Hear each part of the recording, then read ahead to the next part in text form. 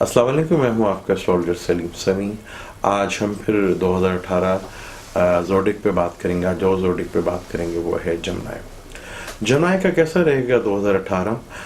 सबसे पहले तो मैं जमनाय वालों को बिजनेस पार्टनर और लाइफ पार्टनर के ये साल जो है काफ़ी मुश्किलात खड़ी कर सकता है। आपको अपने बिजनेस पार्टनर और लाइफ पार्टनर से बहुत ज़्यादा अपने हालात ठीक करने हैं, वरना ये साल आपके लिए काफ़ी मुश्किल साबित हो सकता है। ब्रेकअप हो सकता है, डाइवोर्स हो सकती है और बिजनेस पार्टनर से आपकी जो है पार्टनरशिप वो ख़त्म हो सकती है। तो सबसे ज़्यादा जो आपको प्रॉब्लम आ सकती है वो यहाँ से आ सकती है।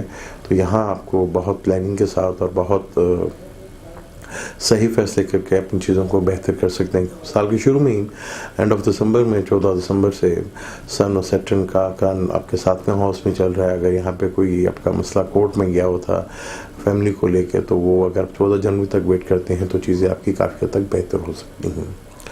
जुपिटर आपके 5वें घर में बैठा हुआ है और जुपिटर 5वें घर में कारक भी होता है, तो एजुकेशन का भी घर है। तो एजुकेशन के लिहाज से तो ये साल आपके लिए बहुत ज़बरदस्त है।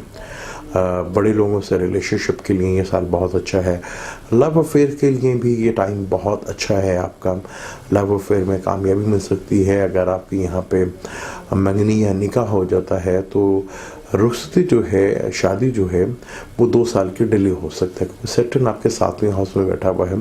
सैटर्न जो है यहाँ पे योग कारक है, लेकिन सैटर्न की नेचर है वो थोड़ा सा डिले करवाता है। तो अगर आपका निकाह या मंगनी होती है तो रुखसती में जो है वो 2 साल का वेट करना पड़ सकता है। अगर ये आप प्लानिंग करके चलते हैं तो चीज़ें आपकी बेहतर हो सकती हैं। यहाँ पे जमनाय वालों को एक एक्सीडेंट्स का बड़ा है। एक्सीडेंट से बहुत ज़्यादा एहतियात करनी है। गाड़ी चलाते वक्त बहुत ज़्यादा आपने एहतियात करनी है और अपने गुस्से पे बहुत कंट्रोल रखना है, क्योंकि आपका गुस्सा एकदम आप हाइपर होते हैं, जिसकी वजह से आपकी चीज़ें काफ़ी हद तक प्रॉब्लम हो सकती हैं।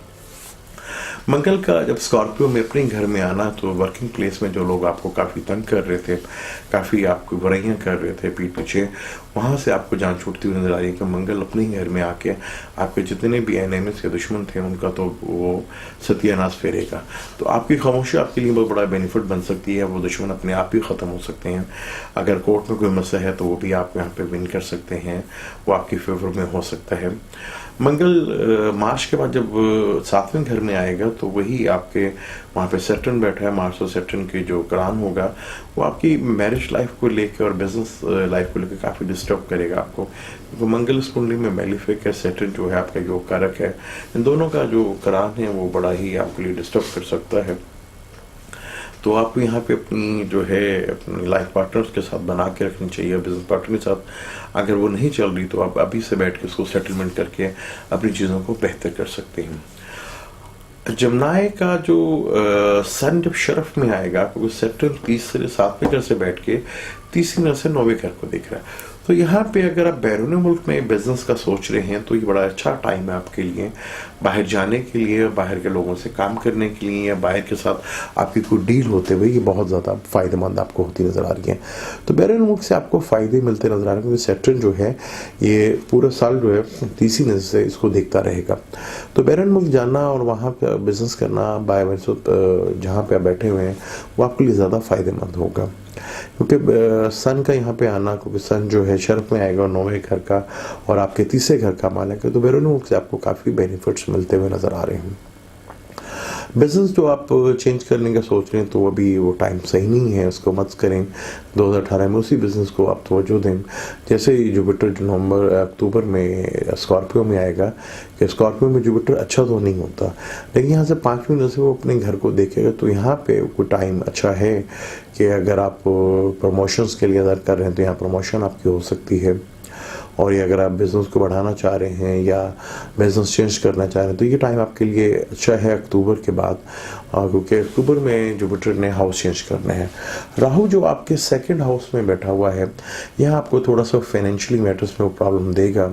फाइनेंस की प्रॉब्लम्स आपको कि जब आपको ज़रूरत है पैसों की, उस वक्त शायद आपको किसी से मांगना पड़े।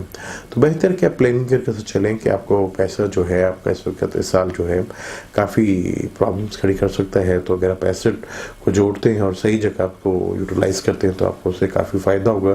तो जुपिटर का जब स्कॉर्पियो में आएगा और मंगल भी तो आप कैप्रिकॉर्न में बैठ के 12वें घर को देखें तो बड़े ही फजूल किस्म के आपके खर्चे होंगे और अजीब टेंशन और ख़र्चों की वजह से आपको काफ़ी परेशानी और डिप्रेशन रहेगी। और अगर यहाँ पे कोई आपका कोई लिटिगेशन कोई केस या पुलिस इन्वॉल्वमेंट बनती हुई नज़र आ रही है तो यहाँ पे बहुत एहतियात कीजिएगा, वरना यहाँ पे भी आपके फजूल में पैसे और टेंशन और डिप्रेशन जो है वो आपको रहेगी। ख़ास तौर पे आपने किसी की गारंटी नहीं देनी, गारंटी देते हुए आपको बहुत सोचना पड़ेगा, वरना पैसों के इशू जो है वो खड़े हो सकते हैं और बैंक से भी लेना देना जो है वो चीज़ें जो है कानूनी मसला खड़ा कर सकती हैं। 2018 जो है आपके लिए थोड़ा सा लाइफ के लिए, लाइफ पार्टनर और बिजनेस पार्टनर के लिए और थोड़ा सेहत के लिए थोड़ा मुश्किल है। अगर आप यहाँ पे एम्बर स्टोन पहनते हैं तो आपको काफ़ी फ़ायदा होगा।